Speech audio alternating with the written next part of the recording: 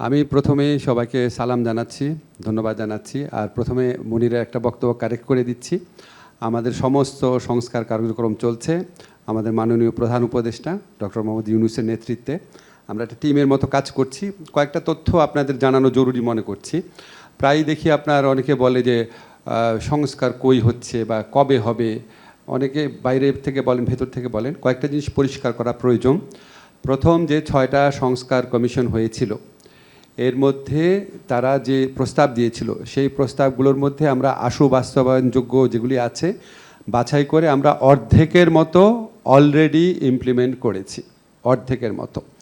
এবং আমাদের যে লক্ষ্য আছে ডিসেম্বরের আগে ইনশাআল্লাহ আমরা অন্তত 70% মতো কমপ্লিট করে যেতে পারবো। আর এখানে কিছু যে বিষয় ছিল 6টা কমিশনের প্রস্তাবের মধ্যে যেটা টাচ করে সংবিধানকে, সেখানে আমাদের কাছে মনে হয়েছে যে এটা আপনার বৃহত্তর রাজনৈতিক ঐক্যমত প্রয়োজন। সংবিধানকে টাচ করছে এরকম কোনো জিনিস তো আমরা অধ্যাদেশের মাধ্যমে বা এক্সিকিউটিভ অর্ডারের মাধ্যমে করতে পারি না।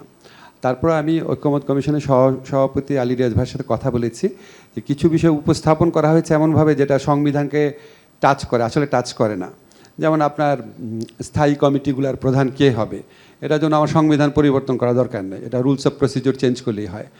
তারপর আপনার সংস্কার প্রস্তাবগুলোর মধ্যে কিছু বিষয় রিপিটেশন ছিল, কিছু জিনিস ছিল মনে হয়েছে আমাদের কাছে খুব গুরুত্বপূর্ণ না। যেমন ধরেন দুর্নীতির কৌশলপত্র প্রণয়ন, এটা একটা রুটিন ফাংশন। তো অনেকগুলো আছে রুটিন ফাংশন, শুনলে মনে হয় অনেক 850, আসলে 850 না। এখানে কিছু আছে রুটিন ফাংশন, কিছু আছে এক্সিকিউটিভ অর্ডারের মাধ্যমে করা সম্ভব, কিছু আছে অর্ডিন্যান্সের মাধ্যমে করা সম্ভব, কিছু আছে এটা অর্ডিন্যান্সের মাধ্যমে সম্ভব না, বিকজ দে টাচ আপন কনস্টিটিউশনাল ইস্যুস। এইটা হচ্ছে 6টা কমিশনের ব্যাপারে। আর 5টা কমিশনের ব্যাপারে আপনাদের নিশ্চয়ই অনেক প্রশ্ন থাকবে যে 5টা কমিশনের বিষয় নিয়ে আমরা কী করছি।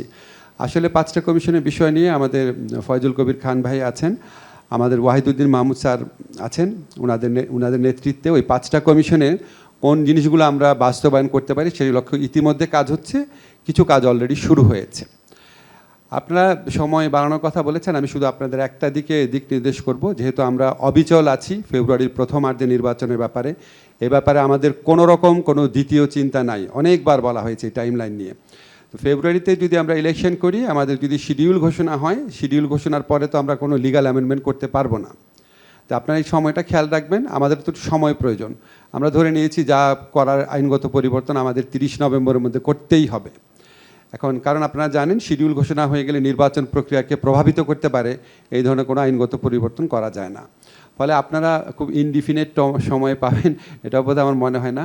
আর লাস্ট একটা কথা বলে শেষ করছি, কিছু সময় হয়তো বাড়ানো যেতে পারে, এটা স্যার সিদ্ধান্ত নেবেন।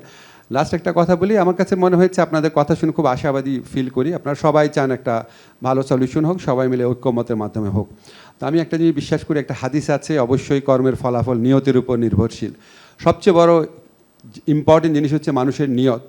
আমাদের যদি নিয়ত থাকে যে আমরা গণ অভ্যুত্থানের যেই ঐক্য আছে সেই ঐক্যকে ধরে রাখবো, আমরা দেশকে ফ্যাসিবাদ ফিরে আসার সুযোগ কোনো রকম দিব না, আমরা আমাদেরকে বিপদগ্রস্ত করব না, এটাই যদি আমাদের সবচেয়ে বড় নিয়ত হয়, তাহলে সমাধান কোনো কঠিন ব্যাপার হবে না বলে আমি বিশ্বাস করি। ধন্যবাদ সবাইকে।